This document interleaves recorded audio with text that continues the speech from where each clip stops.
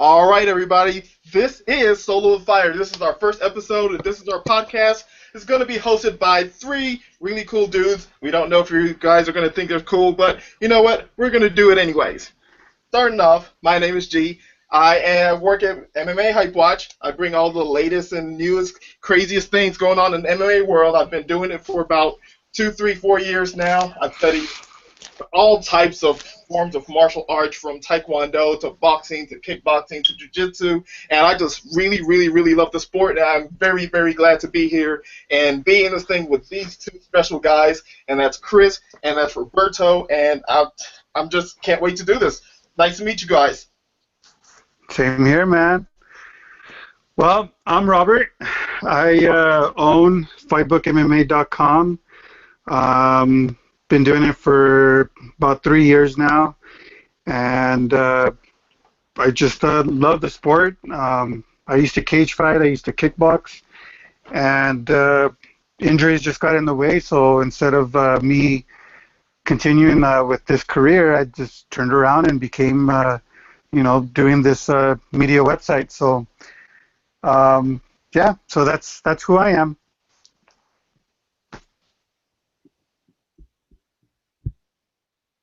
Good evening. My name is Cyrus Stark. I'm the third act of this trio. I'm an aspiring fighter. I've been a fan of mixed martial arts my whole life. Well, fan of martial arts my whole life, and a fan of mixed martial arts since basically 1993 UFC 1. I'm absolutely passionate about the sport, but most of all, I'm passionate about its fighters. And basically, this podcast is going to be about the fighters. We'll talk about everything. We'll even talk about boxing sometimes, but it will always be through the eyes of the fighters. So whatever news, press conferences, fights we discuss will always be from the perspective of the fighters. So, really excited about our first episode. All right, well, those are the guys. We're here at Solo of Fighter. So let's get this started. Let's get this kicked off and everything. And our first topic of the day is going to be about the UFC and Dana White disrespecting just GSP mostly of any other fighter on their whole entire roster, even though GSP has entered into the USADA testing pool and is coming back. Like, what do you guys think about that? Well, I think that's great. I mean, he's coming in at the perfect time. The UFC is sold, so he doesn't have to deal with the damn Zuffa brothers. It's great that he's going to come back. I know everybody's excited, but as far as what's going on, who's getting the title shot, I think, like you said, Dana White don't give a shit. That's just the bottom line. I mean, he doesn't care. All he cares is the money. All he cares is him getting his $18 million a year. And, who cares about these fighters that are coming in?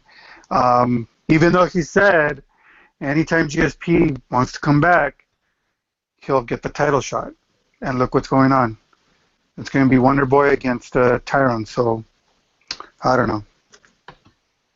I mean, and that just sounds really weird, because the thing is, you would think that the UFC/Dana White would be trying to sell big money fights, especially with all the money fights, or the one money fight that's going on so far, and seeing the difference between pay-per-view buys and pay-per-view numbers and everything. You would think that was something that they would be trying to get going, but instead, Dana White's out here saying that GSP is not coming back, that he doesn't want to be a fighter, and just all this type of stuff. It's just really weird to me.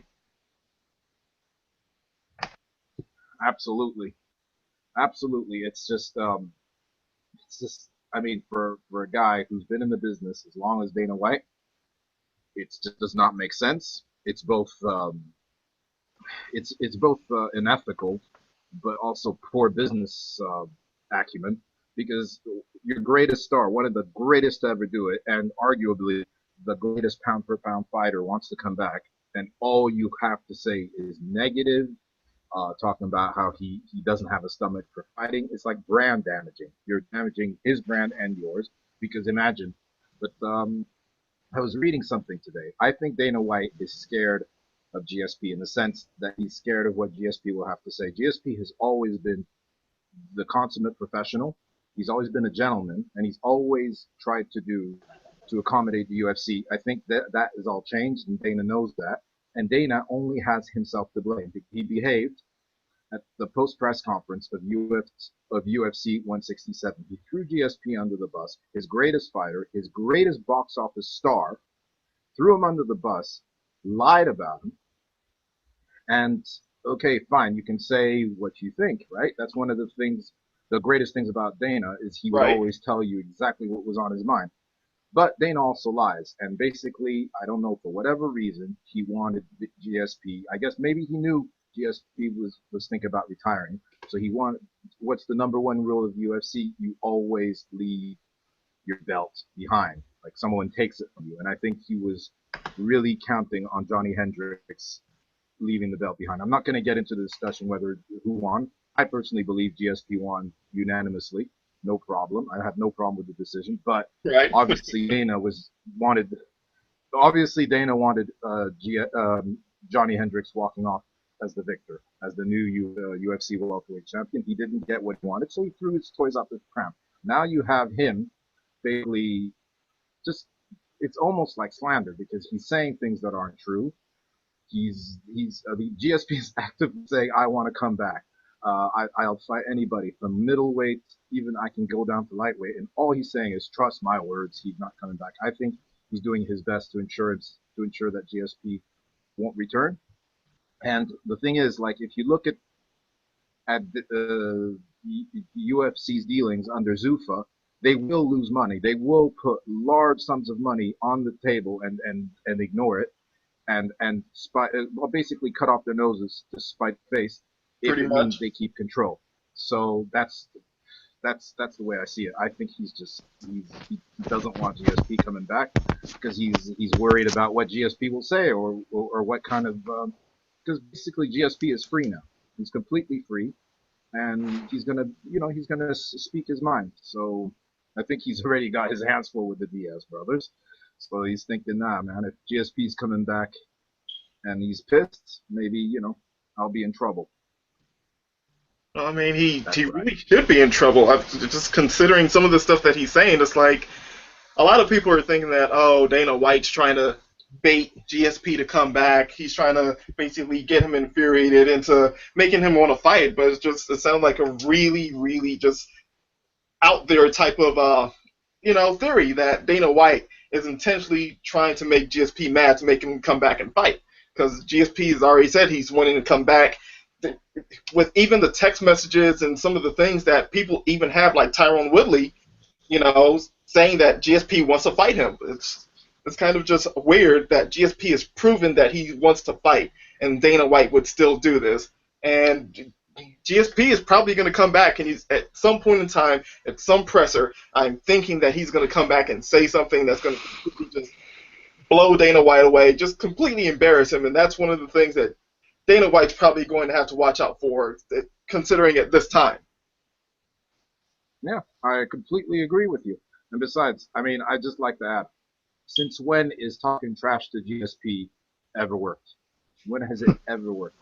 It's like, if you want to beat GSP into doing anything, you don't talk trash to him because it just makes him more determined. It's just, I don't know. It doesn't work. He's very strong mentally. He's one of the strong. He's like the Diaz brothers, just different, just in a different, same mental strength, just completely different methods. And he's, like he absorbs that stuff and ignores it. So I don't agree with that theory at all. I think he's doing his level best to ensure he doesn't come back. But it's going to be interesting because Dana's not in charge. Well, he's not in charge like he used to be. Before, he used to call the shots. Okay, fine. He had Lorenzo, but him and Lorenzo obviously spoke with one voice. But this is different. The overlords are no longer Zuffa. The overlords are called WMG, William Morris, whatever you want to call him. And I bet you the big kahuna in town now is a guy called Ari Emanuel. Yeah, So, and making and this money. these guys are very different than Zuffa. These guys, when you're signed to them, they're in the business of image. So, for example, you talk crap about your fighters or your talent, it's not a good look. And second of all, they always try and make a deal. Like it's completely different than Zuffa. They won't take you off a card for nothing or for something as petty as a press conference or blah blah blah. They will do everything they can to keep their biggest stars. That's their bread and butter. They're a talent agency. Like I think like 50% to 60% of the biggest A-list actors, singers, whatever are signed to William Morris. So why would they jettison one of the greatest to ever do it? And the biggest box office in UFC history. So I'd be very interested to find out what's going on behind the scenes. Well, I think we're gonna find out very soon. So It just seems like Dana White off the leash a little bit, kind of like usual, like business like usual for Dana White. It's kind of like, are they going to rein him in at some point in time? oh, I think they've already started. I think they've already started. You haven't noticed that you don't see that much of him anymore. I was gonna say, He yeah. Go ahead, Roberto. No, I was just gonna say. I mean, ever since they sold, I mean, you haven't really heard of Dana, not like before. And if you notice at the presser, I mean, he was kind of like, I don't know, he was Subdued? just like straightforward and just telling the media, okay, let's go, let's get this started. We only have this many minutes, blah blah blah. Who's got the first question? He wasn't like the Dana White that everybody knows. And then after the whole deal with which we'll get on with that topic later on, he just straight up said, "I'm done." Yeah, yeah. It didn't take him long to do that as well. Mm. Get me out of here. Yeah, that was weird. He's like, shut it down. We're finished here. Dana's on the clock. Dana's on the clock for what? He I think is. for the first time in UFC history, he has something in common with the UFC roster is that he's an employee. And make no mistake, people, the UFC fighters are not independent contractors. They're employees. They're treated like employees. They don't get any advantages that employees do, but they are treated as employees. Well, as second-rate employees, if you will, because they can't even get. Okay, I'm going off topic here a little bit, but they can't even get an IV when they go to the hospital without permission. So what does that tell you? They're all employees, so it's going to be very interesting to see what happens. I mean, that's true and everything. I mean, I don't know. Dana White probably doesn't like being treated like an employee. Probably, probably getting a little taste of that. But I mean, come on, $18 million a year. Uh, that's kind of a sweet deal to pick up just to be treated like, the rest of the employees. It's just going to be weird seeing him act and everything the way that other people act now that they're employees as well. I'm just like, now you see how they're being treated. Is this going to change Dana White's whole attitude towards fighter bashing and just fighter retaliation and all types of stuff like that? Yeah, and I'd like to add one thing.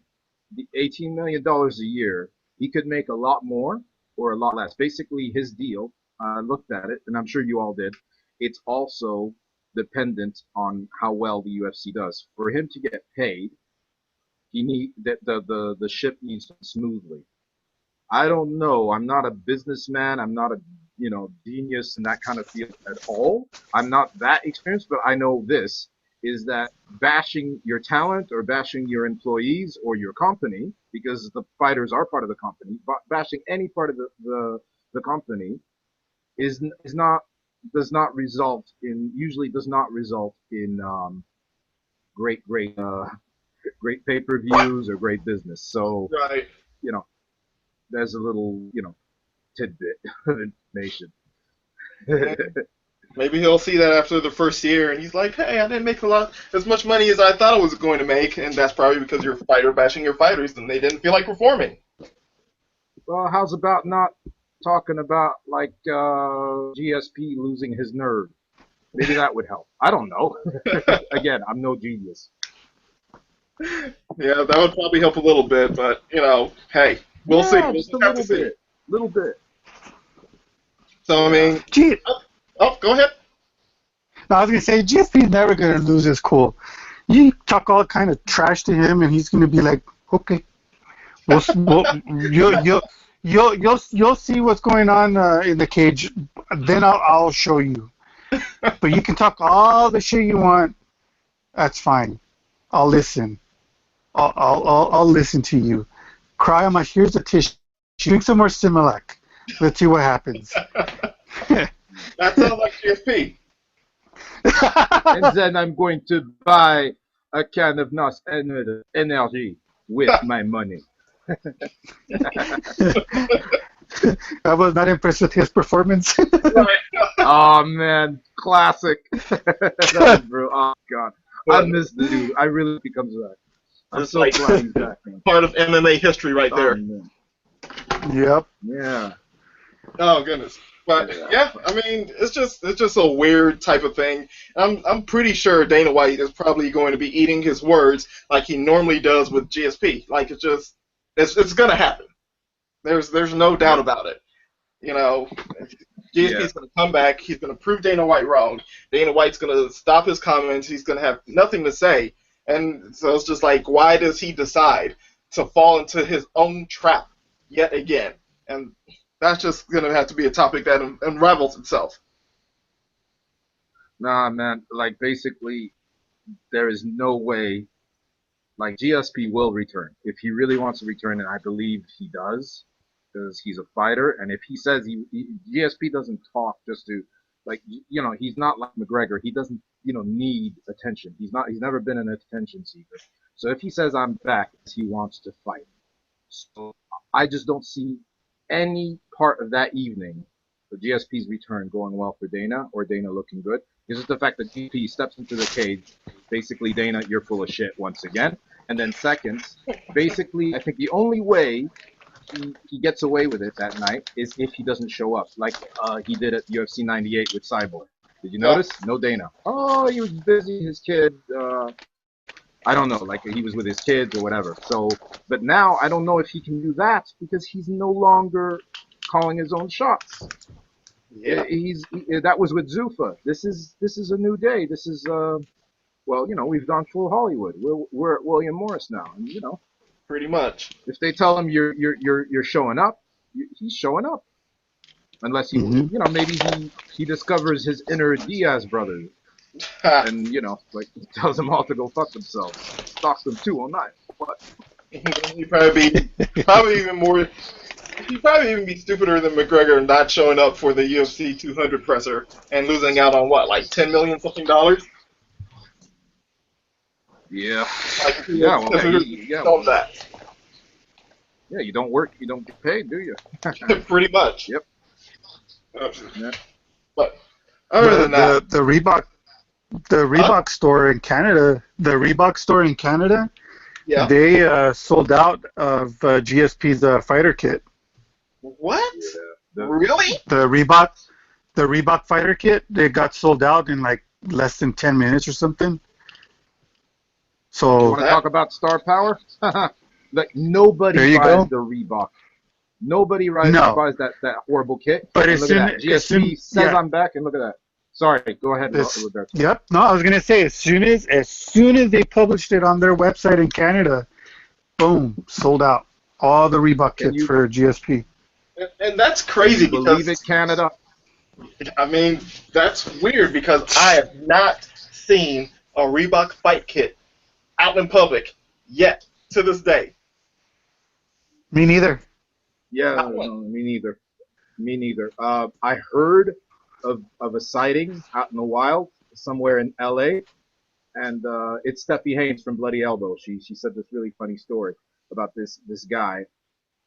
He was wearing it, and she was trying to photograph it, but the guy like was running almost like it's shame. I'm wearing this shit. It's hilarious. But yeah, that's the only one she sees. Oh, yeah, I have to say, there's been a couple, but the special ones, the Gibblers, or the Anderson Aldos, or what's his name? Remember the Anderson Aldo one? That was special. And then there was the other one of what's his name? The Glibbler. I think it was.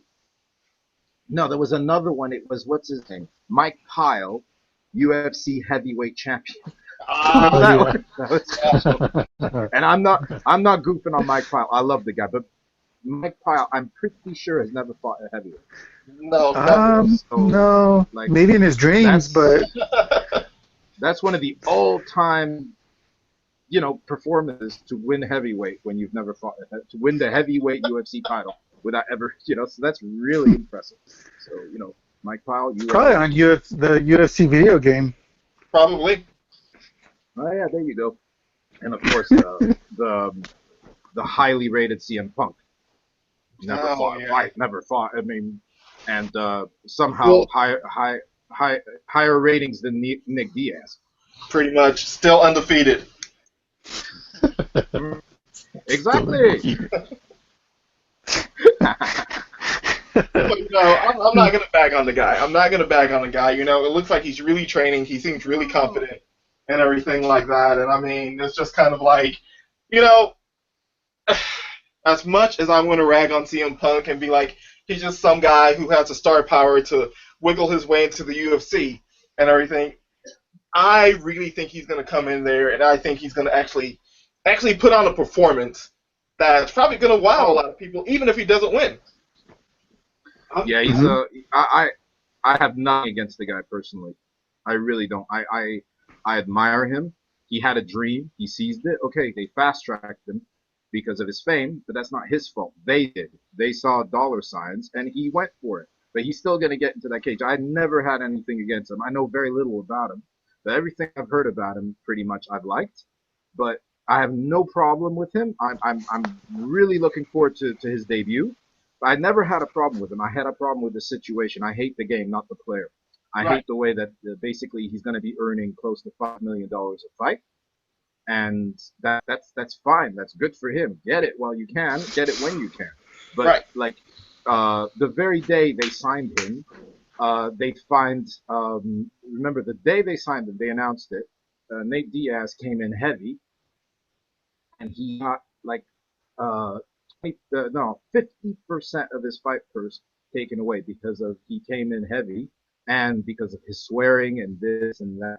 So basically, out of the 20 to show, he had 10 left, which is disgusting. Nate Diaz, one of the greats, and that rankled with me. But him getting what he wants, what he'd like or whatever, I'm happy. I'm happy for him. But he's a fellow Scorpio. He's my age. And the fact that he's living his dream, I couldn't be happier for him. That's beautiful. So good for him, and I'll be watching when he finally makes his debut. Mm-hmm. Just as long as he doesn't think that he can win the fight by climbing the cage. Well, please don't hit anybody in the back of the head with a chair. There you go. Man. It's so crazy because, honestly, I really think that in the back of his head, he's coming into this fight thinking that, hey, even if I don't win, I'm going to go out there and throw some completely crazy stuff and just basically just go all out for it in a loss. And I think if he were able to pull off a performance like that and everything, he might get knocked out. He might get submitted. But if he goes out there and does some, let's see, if he goes out there and he pulls off some, Cody Garbrandt stuff, if he tries some, what's the guy that fought Alex Caceres just not too long ago? Yair Rodriguez. Yeah, Rodriguez. If he goes out there, puts on performance like that, even in a loss, people are going to basically jump at the thought of getting tickets to go see a fight. If CM Punk is able to pull off stuff like that, even if he were able to pull off a wrestling move or two in the cage, just think about how much of the WWE crowd is just going to want to see. They're like, oh, hey, he can pull off wrestling moves in the cage. I'm going to go buy a ticket to watch him fight. Just Mm-hmm. think about. Absolutely, exactly. Yeah, but, fortune's favors the brave, so we'll see. But what's interesting about him, really quick, is I know because I haven't been watching that show, like ever since WWF kind of went away in, I think it was 2000, 2001. I just completely tuned. I actually kind of zoned out since '99, but so I really know nothing about him. All I know is what my friend told me, and he's a huge fan. And the thing that people love about him apparently is that he's different. He's unique. He's probably one of the only people ever in the WWE roster that isn't taking anything like Mexican supplements. He's straight edge. He's always been a round hole in a square peg.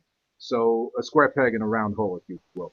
And he always clashed heads with the powers that be. He always did things his way. I mean, the guy is 5'10", 5'11", and he fought a heavyweight. He was a heavyweight champion, which doesn't make any sense. But he's like super popular, and people love him because he does things his own way. And that I like that. I like originality. I like someone who dares to be different. Like a field full of horses. You see a zebra, of course you're gonna want to watch this. So I'm looking forward to it, and I like it's part of MMA, man. Like let's see, let's see. Mm-hmm. That's just going to be really interesting to see. And like I said, just if he just comes out there and just wows the crowd, I'm thinking that a lot of people would just say acceptable and let it slide.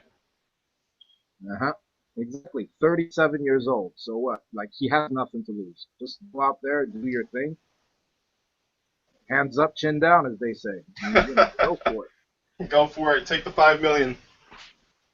Yeah, good for him, man.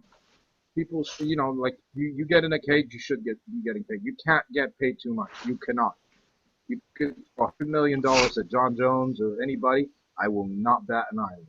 Because believe you me, if they ever throw that kind of like crazy money at anybody in that cage, you know that it can 3 or 4 times as much. So whatever. Pretty much.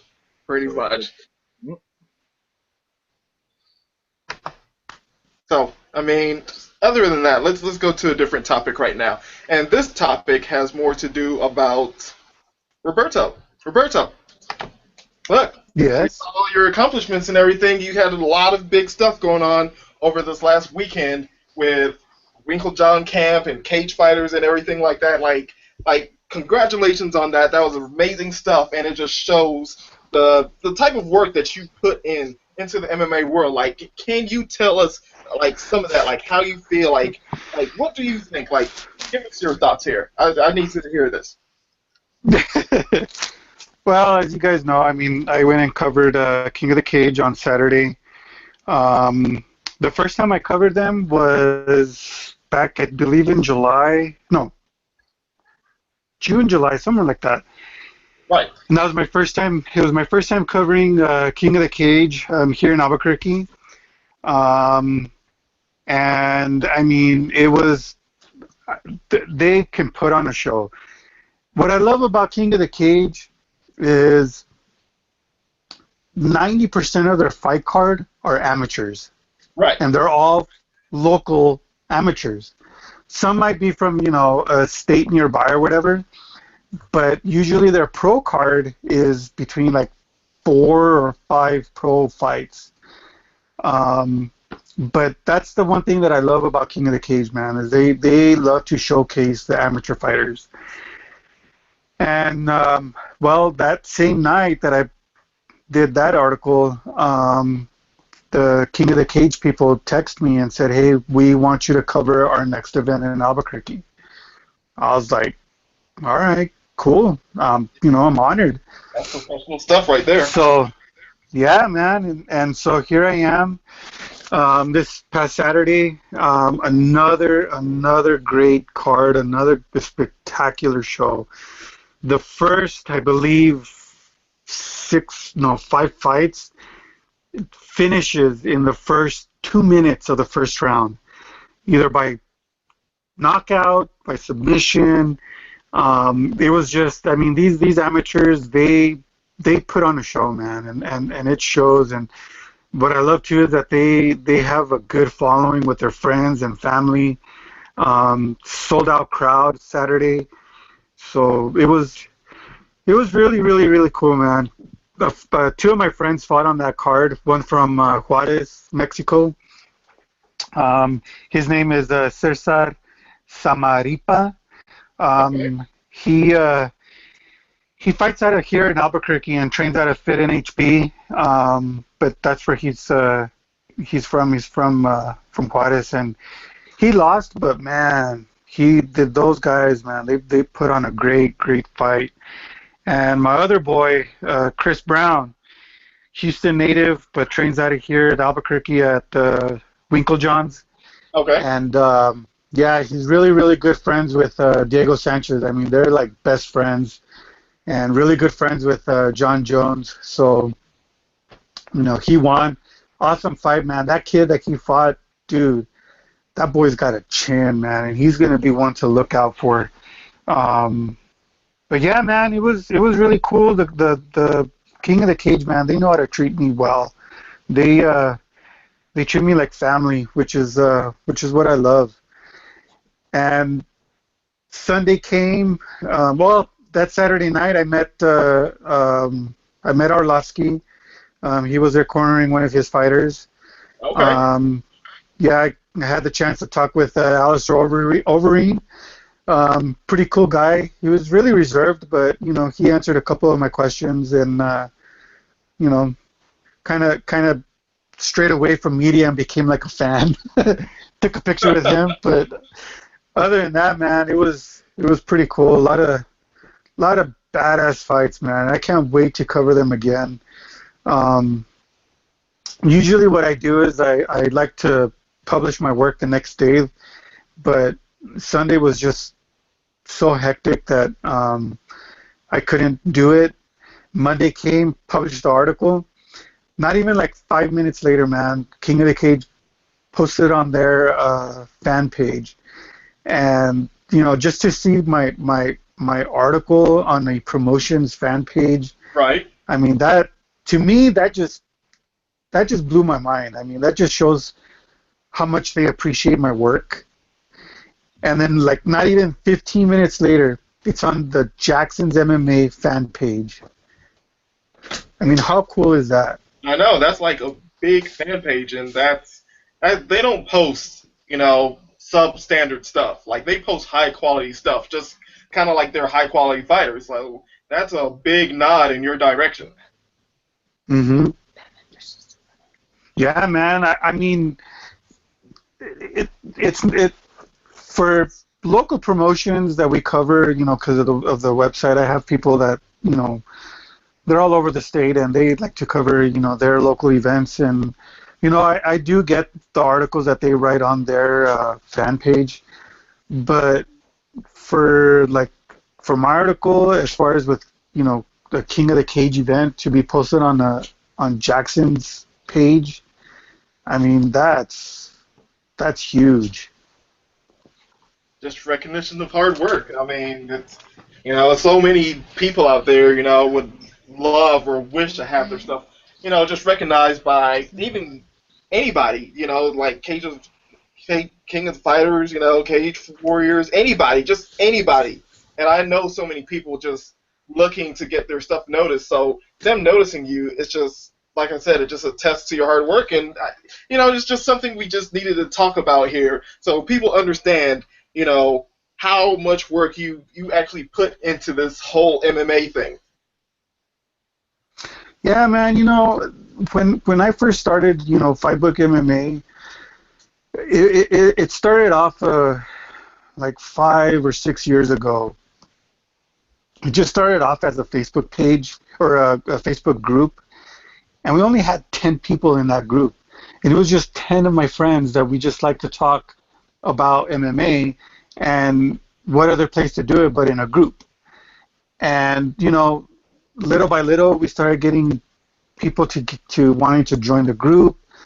then next you know, we started getting, you know, UFC fighters, Bellator fighters, fighters from local places, fighters from another country, and next you know, I'm running a website that's, I mean, for me to run a website like this, it's just an honor because the guy that helped me make the website, he did it because he knew the potential that I had as far as what I can do to help fighters. And for me, I would rather promote local events, local promotions, you know, expose the have a place for fighters to voice their opinions, what they go through, and you know, that's what I want as far as with the website, and that's why I love covering King of the Cage, and I've always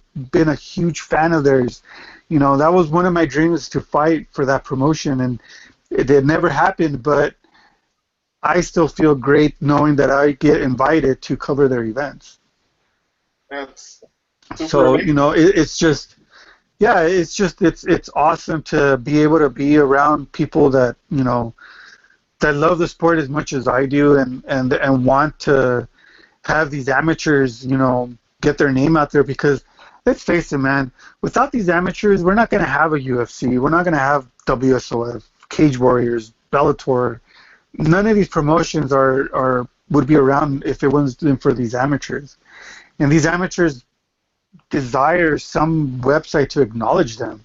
That's the website that I want it to be, is that, you know, that platform for these amateurs to have a voice, you know what I mean? Right. That's so amazing type of stuff right there. Just, you know, like I said, I have to say congratulations and everything to you. And I mean, not much that I can say, just speechless type of stuff. And you know what, man? It's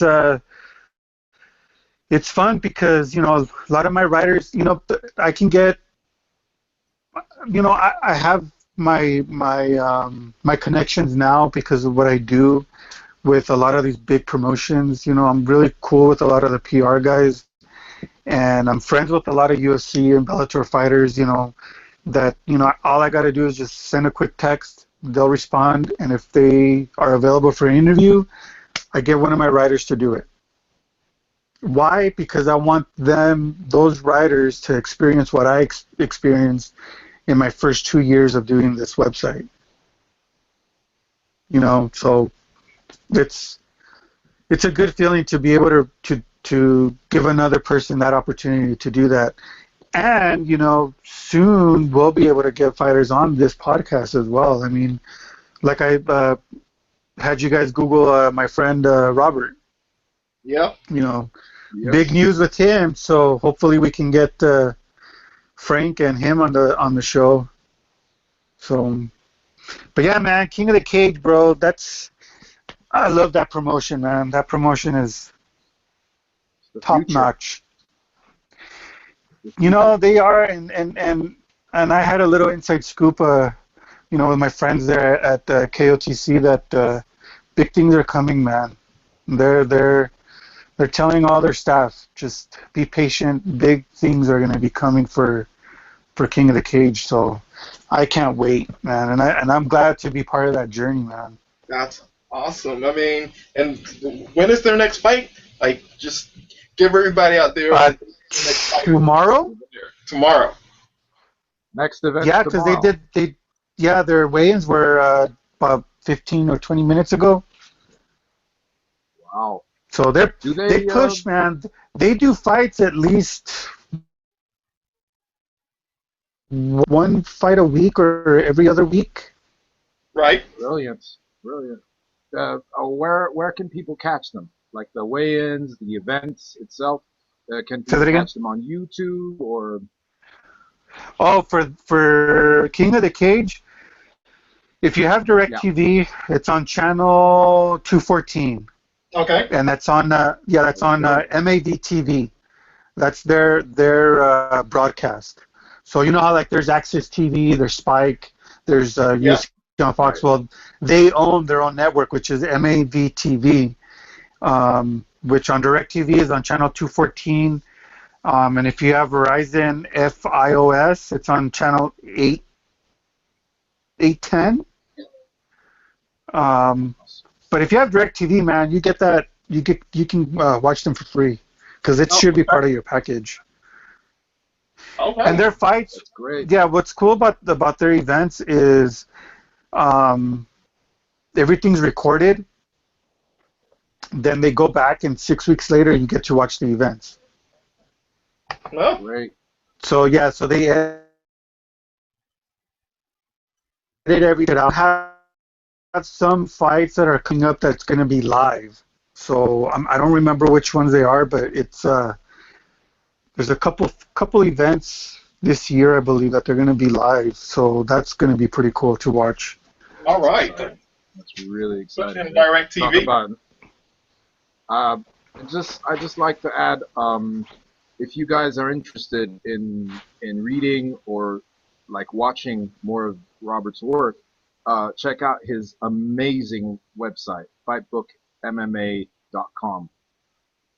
There's amazing pictures. The pictures are top-notch quality. There's amazing interviews. Recently, and this is me speaking, but that one of the best, honestly, the best interview I've ever read with Roy Big Country Nelson. Yep, I love that one Notoriously too. hard to interview. Funny guy. That's on MMA Fight Book.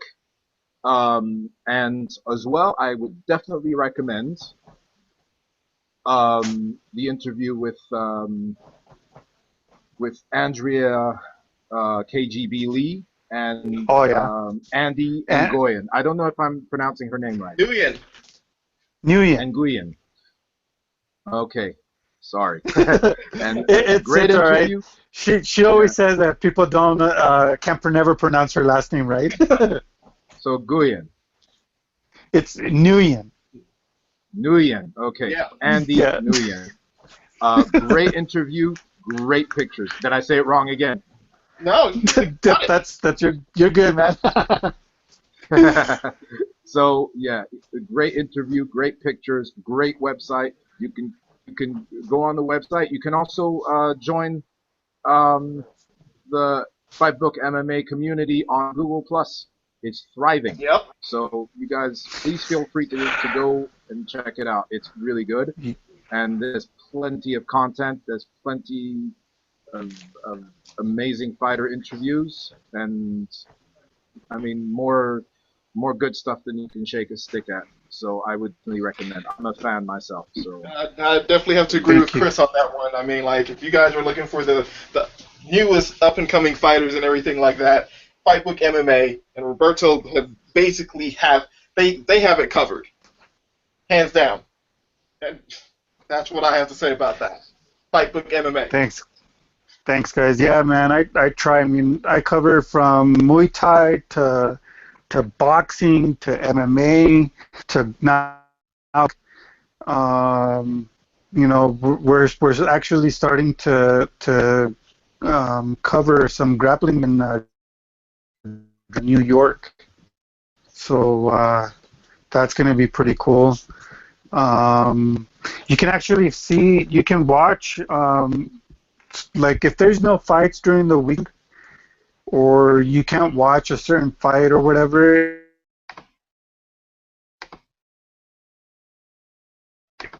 they're from MMAfutures.com. They're their own network, and they have live streams on there that you can watch on the website, and GFL.TV. And GFL.TV, man, they hooked it up for me to be able to, for you guys or anybody out there to watch live stream pay-per-views for cheap, dirt cheap, for like $15. Really? Yeah, you buy it for $15, and I don't know for how long you get to watch it, but I believe you can watch it if you want. There's on-demand show there as well. You know, there's other podcasts out there that that I have links on there too. It's jam-packed. It's a jam-packed website, man. And it's gonna get more soon. So. All right, good deal. I definitely have to check that one out myself because I need to watch more fights. You know, being There just never are enough fights. seriously, I can't watch too many fights. I know. Seriously, I can't get enough. No, especially when UFC decides to go two something weeks without a fight, putting everybody on the MMA drought or something. Yeah, no, that sucks. That really does not. I mean, I'm really happy right now because like from now until pretty much the end of the year, we're gonna have something very regular. But this is the one thing this year that I didn't enjoy was last year pretty much every weekend we had something. This year we had a lot less. And I know a lot of people say, oh, it's better because the quality of the shows are better, but I call faggotry on that, man. That you cannot watch too many fights. There's the superstar fights that everybody wants to buy, but then there's the unknown fights. I mean, like who knew Lando Venata? Yep. I certainly didn't, and I'm as hardcore as they come. I had no idea of who he was. I rushed to check him out, and I mean, nobody knew him, and nobody could have called Yeah. what he did to Tony Ferguson. Nobody does that to Ferguson. So you're telling me that there are too many, like, I mean, not you guys, but people complain there are too many fights. Be quiet and watch Lando, watch.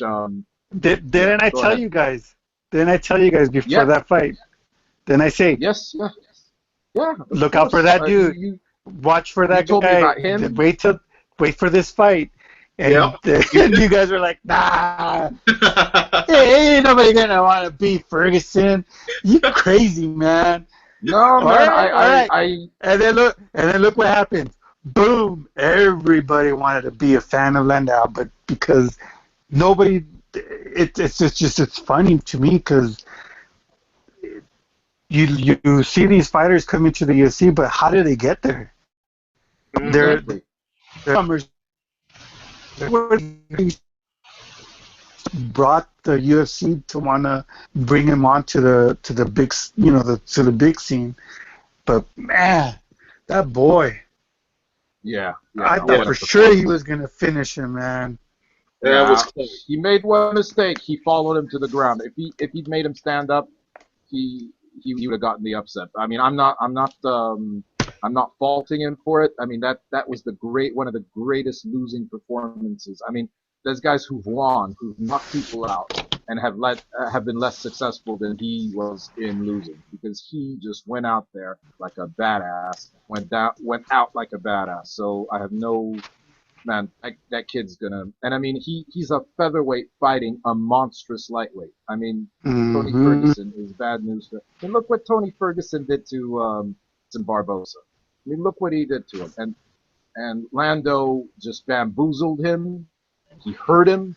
I mean, like I've never seen Tony Ferguson in so much trouble, never. So like me neither. He's been dropped before, but not like that. He was on Queer Street. So wow.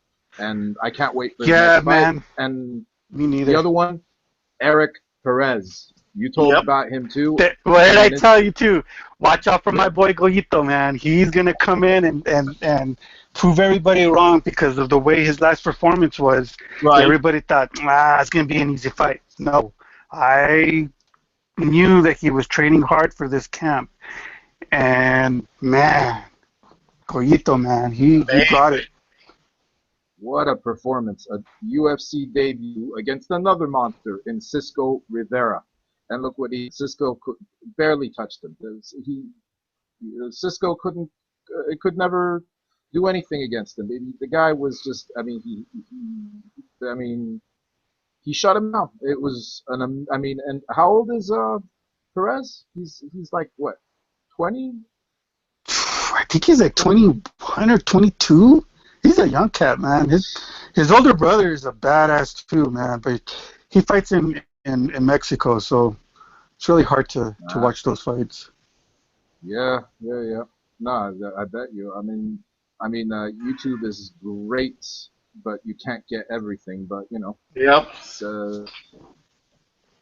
Hey, what can you do? I mean, I'm pretty sure The you found somewhere to watch it. Mm-hmm. No, absolutely. You just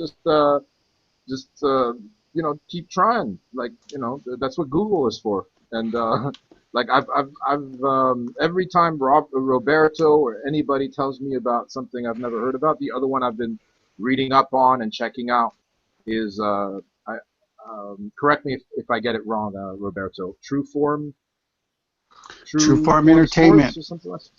True Farm Entertainment. Remember Yep. the name, people. It's amazing. It's another amazing MMA promotion.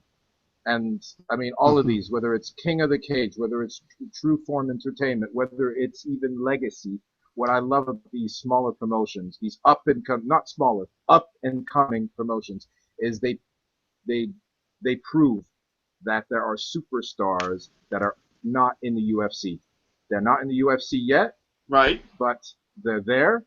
They exist. You don't only have to follow the UFC to watch great fights. You find great fights anywhere, and I can tell you, Mm-hmm. you're gonna get them by the bucket load. In King of the Cage, I mean, I've been following them for 2 years now. True Form Entertainment. I just found out about it like about a month ago from Roberto, and I love everything I read or see from them. There's something fresh. There's something exciting about them, and I love the fact that they treat their fighters right. That's the first thing I looked up, and I loved what I read. So, and besides, even in the bigger promotions, it's not just UFC. There's ONE FC out in Asia. There's Road FC, but especially ONE FC. I mean, uh, people remember that name, Angela Unstoppable Lee. She's the next superstar, or just superstar.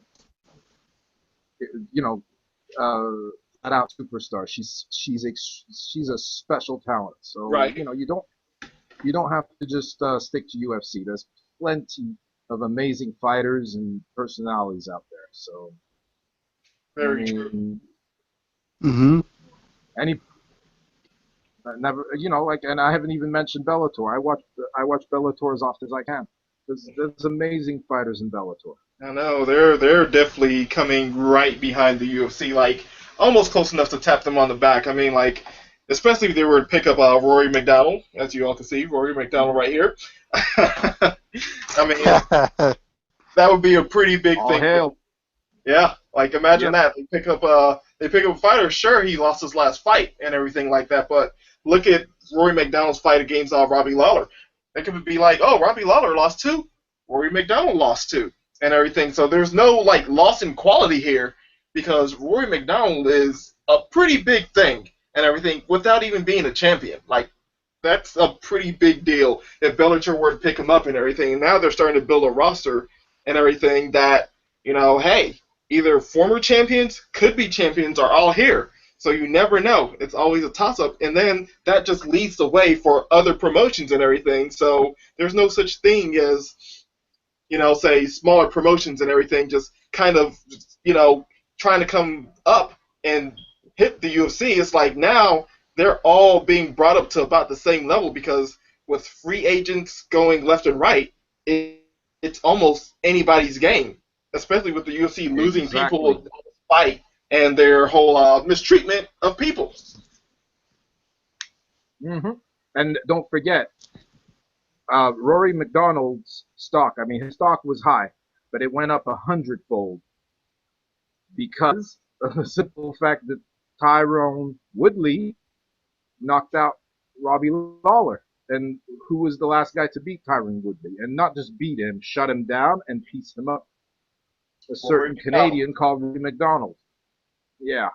So there you go. So like his bargaining power is as strong as it could be. I mean, stronger than ever.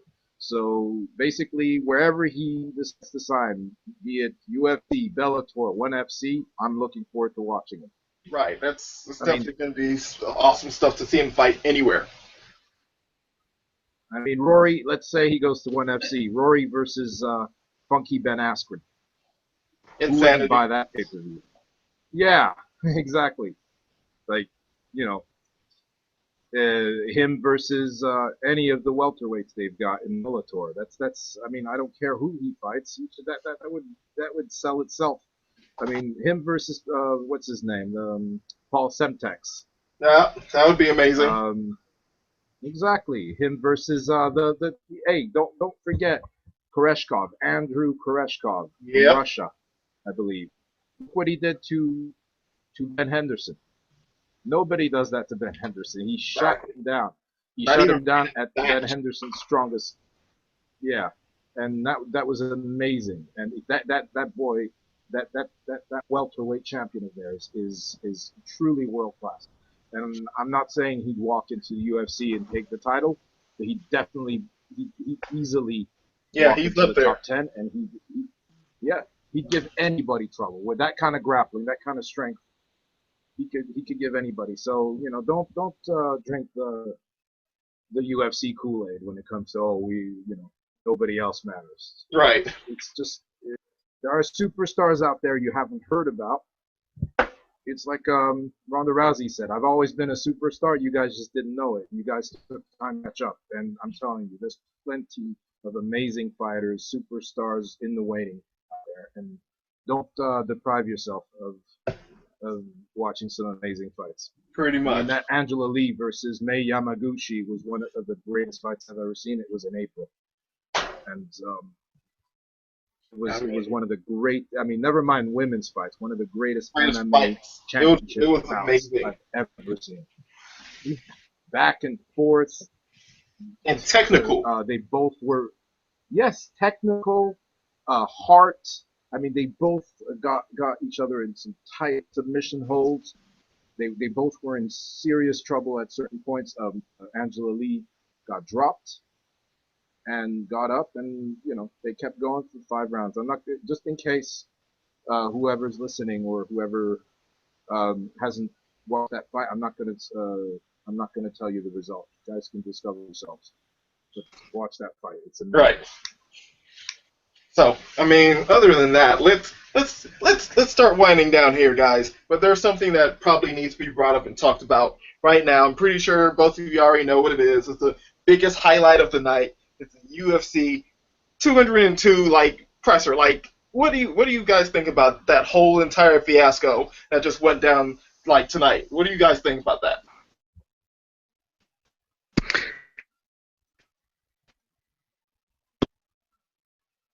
Conor coming in like always, or even like always, but that was his game plan, if you want to call it, to come in late and piss Diaz off to get in his head, but it backfired. I mean, big time. They start throwing water bottles at each other. I mean, I'm surprised.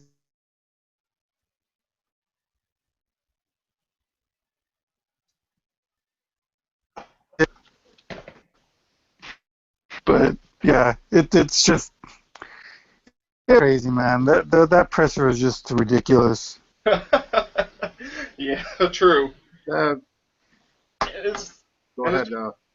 Oh, no, I'm just saying it's just so crazy and everything like that.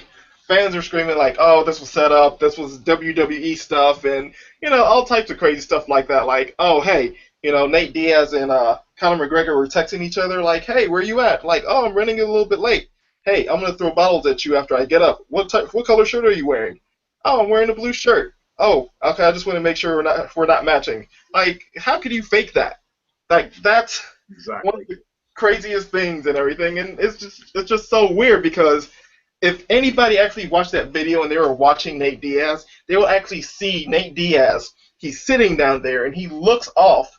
He looks off to his right, and as soon as he looks off to his right and everything like that, it's like he got a signal and he got up. That's not a sign of staging. That's a sign of him actually listening to his brother. They basically knew, hey, Conor McGregor is coming in he's going to come in here, he's going to try to upstage everybody, make everybody wait on him, and they basically, as Robert said, they basically had an amazing counter to McGregor showing up and trying to upstage everybody, and they got up and left. Took the spotlight with them, basically turned it into the Diaz brother show. And that was amazing type of brilliant planning there. And I mean, Nate Diaz himself has said that he follows his brother Nick Diaz. Go and find it. You will find it. Nick Diaz is the leader of that whole scrap pack of Nate Diaz. And he looked over to the right, and then he looked over to the right, and then he just nodded, smiled, and he got up. And that was a mastermind plan, I'm going to have to say, by Nick Diaz. And he basically just shut down the whole entire Conor McGregor show, didn't give him a chance to say anything, and that is probably what got in Conor's head more than anything. That's just my 2 cents. No, those are excellent points. I mean, seriously, like, for those who think it's a stage, like, get real. Come on, grow a brain. I mean, since when have the Diaz brothers ever staged or faked anything? I mean, you get real 24/7. You don't get more real than the Diaz bros. So, like, please, get real. And my take on this, like, I totally agree with both of you. I couldn't agree more.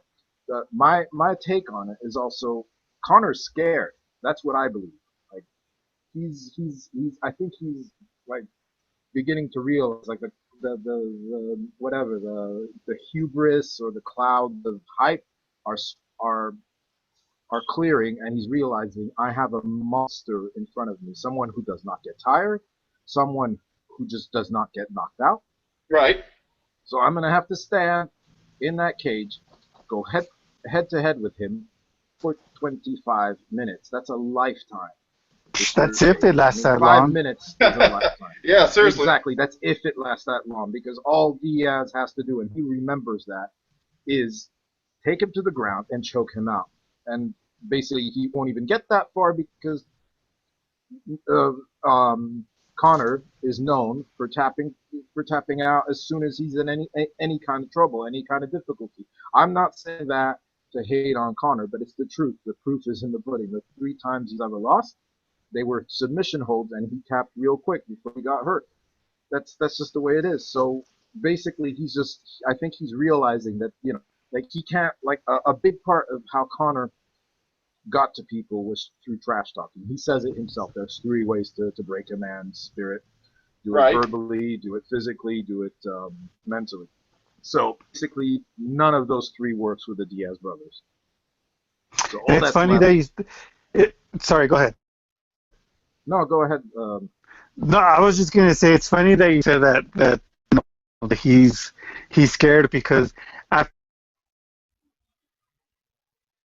saying that, why he's back is because he was scared for his life. Bitch, please, you ain't scared of your life.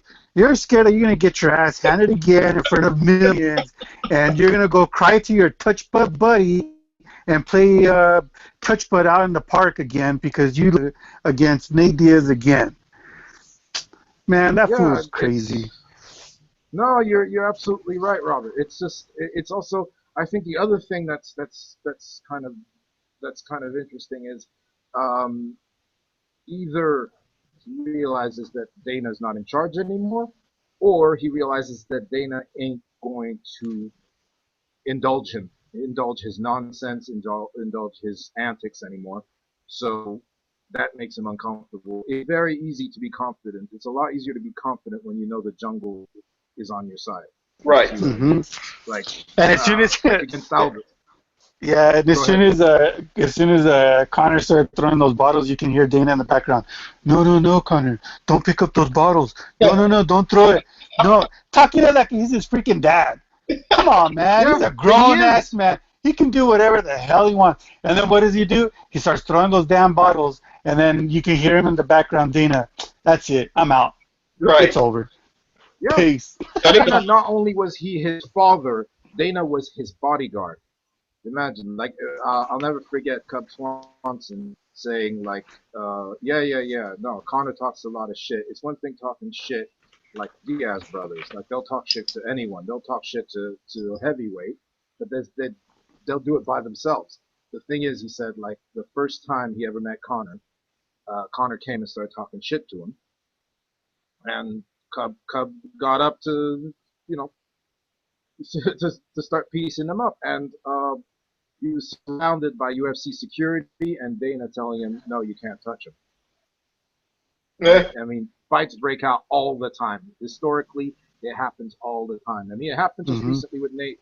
He was walking back, and Clay Guida's brother got into it with him. They backstage, they're all fighting. Yeah. And this is the first time I've ever heard of Dana or any kind of executive telling fighters don't touch a certain fighter, especially a certain fighter who talks more shit, disrespects more people. I mean, people he's never going to fight. Then no one has ever done that. Like Anderson Silva used to do some really nasty disrespect stuff to get into people's head. The Diaz brothers will mess with you mentally and physically, but no one has ever done it on that level, and no one has. But the thing is, that's why it leaves me unimpressed, because talking shit when you know you've got bodyguards, Dana himself acting as your bodyguard is one thing, and it's not very impressive. Like look what happened against Aldo. Aldo was subjected to every bit of hatred, mockery, physical taunting. You can watch it on UFC Embedded when they were promoting the UFC 189. Right. He was told, Conor told, and Jose Aldo's team said, look, we understand that this boy, this leprechaun, whatever you want to call him, needs to talk to the fight. That's fine. He said the one thing we draw the line on is he does not touch Aldo. You tell him if he touches Aldo, sure thing. And Dana's like, yes, of course, don't worry, it won't happen. The very next scene, Conor walks past Aldo, kind of pushes his head gently, nothing violent, but he still touches him. Yep. That was really weird because he tells him, and then the next thing you know, okay, fine, they edit it, but he did touch him. And what does Dana do? He doesn't go after Conor and tell, hey, come on, behave yourself. He jumps, basically body checks Aldo to make sure Aldo can't get to Conor. So it's just like, this is ridiculous. And he did the same thing with Nate. When Conor smacked the back of DIAZ's hand. Go ahead. Yeah, the 196 presser. Yep. Yeah, the 196 presser. That's a dirty trick, by the way. That's an old school trick guys used to do. You smack the back of someone's hand with an with a ring of his size, with a crown turned inside. That's one of the best ways to break someone's hand, to break a bone in someone's hand. And that's exactly what he did. He was wearing a big ass ring, turned it inside, turned it inwards, and smacked the back of Diaz's hand. What did Dana do? He jumped right quick on Diaz. Yep. And they were surrounded by. So it's like, okay, fine. It's one thing. So I'm not hating on Conor. I'm just calling it like it is. But what I saw, like to get back to what I said earlier, I see Conor is nervous. And basically what happened with the bottles, the Diaz brothers played him like a fiddle. They went behind the crowd, threw bottles straight at Conor. No one else was touched. Nobody on that stage, nobody in the crowd. They threw a water bottle at him. And what did he do? Like a puppet on a string, he grabbed anything in his sight. He lost his mind, grabbed anything in his sight, and started hurling stuff back at them, and ended up hitting a little girl in the face with the bottle. So yeah. It's like they played him. Like the guy, I don't know what's going to happen, but you hit somebody in the face with a bottle, someone who has nothing to do with either Fight Camp, who's a member of the public. Like he could be getting sued. He could be in trouble. I'm sure the Nevada Commission is going to get involved. So they played him like a fiddle, and then they walked off. And Nick, the genius, Nick Diaz, evil mastermind. He went and interviewed the little girl in question. How cool is that? I mean, that's both classy and genius, man. So he got taken to the cleaners. Like you're in with the OGs here, buddy. Like it's one thing to copy Chael Sonnen. It's another thing to steal Nature Boy, Ric Flair's moves and then talk shit about him. But it's another thing to do it from the beginning with no backing, with no promoting. Since the Diaz brothers have been in the UFC, they never had proper backing. They never were promoted properly, and they are genuine superstars, and they are genuine badass fighters. They are champions in their own rights. Nick is one of the greatest to ever do it. So let's see. I can't wait for the fight, for this fight Saturday night. And you guys, you have to watch it. Oh, it's good. I'm pretty sure a lot of people are going to be watching it. Yep. Like, if they're not, then there's something wrong. This fight is not missable because this is just like a UFC kind of company-changing fight right here. We haven't even talked about the other fights on the card. There's some good fights on that card. The co-main is amazing. That's the next light heavyweight challenger, title challenger. Teixeira versus Rumble Johnson. That's a fight I've been waiting for a long time to see. I know, and I mean, what? This is the second time they had to book it. That's possibly, yeah. I think so. Good chance.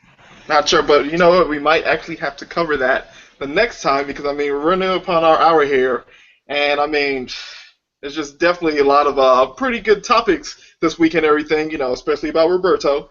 So I mean, like, hey, this week fight week's already here. The fight's on Saturday. I mean, everybody just get out there and watch this fight because this fight, at its sole purpose, is going to be it's going to be a company changer in between money fights and a lot of other fighters who are missing the spotlight actually seeing the blueprint to get that spotlight for themselves. So, we have a couple. Sorry, I didn't mean to cut you short. Oh no, go for it, man. We have a couple minutes to spare for fight picks, just for the heck of it. Go for it. You know. All right. Okay, I'll go first. Okay, my pick for the main event is, well, of course, Nate Diaz. My pick for the co-main, I'm going with Teixeira. Okay. For the rest of the card, okay, you've got Donald Cerrone versus Rick Story. I'm picking Cerrone. All right. I'm picking Tim Means versus Sabah Homasi. I'm going with Means. There's Cody Garbrandt versus Takeya Mizugaki. I'm picking Garbrandt. I'm picking Raquel Pennington versus Elizabeth Phillips. And then the rest, basically, they're pick'ems. I mean, there's going to be Magny versus Lorenz Larkin. I can't pick between the two. I really can't. blame you there. Yep. Like, Roberto, you have any picks for this fight? Yeah, let's see. I have Nate winning. I have Glover winning. Tim, I gotta go with my boy Tim Means. Then another Albuquerque guy, Cerrone, and gotta go with my boy Cody and Raquel. All right. Well, I guess that just leaves me, and I'm going to have to say I'm taking Diaz in this fight. I mean, just because, you know, just off stats and off previous experience alone. And then I'm going to have to go with Johnson. I'm a Johnson picker. Sorry, guys. No I'm problem. that guy. And then Cerrone, Lim, Means. I'm with you here, Roberto. And, you know, Garbrandt, of course. I'd be crazy not to pick with Garbrandt. Then I'm going with Phillips, just as a sole underdog pick here. Yeah, Sounds not great. a bad one. I know. I'm just weird feeling. Then I'm going to have to go with weirdly enough, Magny. Me too. Magny on this one. The fighting robot, Pick. Magny. Definitely, that's the great. I'm not picking between them because I like them both, and they're both awesome. So I'm not, you know, I'm weaseling out of that one. But I just like to add, there's another great women's fight tomorrow. I mean, Saturday night. There's Randa Marcos from Canada versus Courtney Casey. Yep. Courtney Casey, if you haven't, I mean, they're both badasses. Randa is a grinder, and Courtney Casey is an amazing striker and also like really tough. I think I picked Courtney Casey. I just edged toward Courtney Casey considering her last performance. But don't be surprised if Randa grinds it out. I'll also take Colby Covington, and I'd like to add one thing. The evening fight is extremely interesting because it features Marvin Vettori versus Alberto Pereira. Marvin Vettori is the reigning Venator champion, welterweight champion. He's from Italy, and he's a really fun fighter to watch. Great striking. So, always nice to see blood. And, Venator, for all the mockery they got, for all the crazy videos from their promoter, they put on some really great cards, lots of fun cards. So, like, if you guys are interested to see how a Venator welterweight champion does in the UFC, you guys definitely want to tune in from the beginning. Right. Well, I mean, hey, definitely a fight to check out and everything. I mean, I guess we're down here at the end of the line, so I'm going to have to say this is G here and everything. It's nice to talk to you guys. Great to have this podcast. Great to get out there to you MMA fans and everything. And I'm just saying thank you for listening. Thank you for tuning in. And, and from Chris and Roberto here, hey, I'm out, and I'll let these guys talk to you. Have a good night. Go ahead and check out the website, fightbookmma.com. Lots of content. You can follow me at Twitter at fightbookmma. Pretty much all the social media is fightbookmma. So appreciate everyone tuning in, guys. Have a good night, guys. Definitely check out the Saturday night, and we'll see you next week. Oh, and check out MMA Hype Watch Community on Google+. It's Gerald's. It's amazing. It's another thriving community. You guys you guys should definitely check it out if you're into MMA. Well, there you go, guys. Good night. All right. Peace. This is Solo Fighter, and we're out.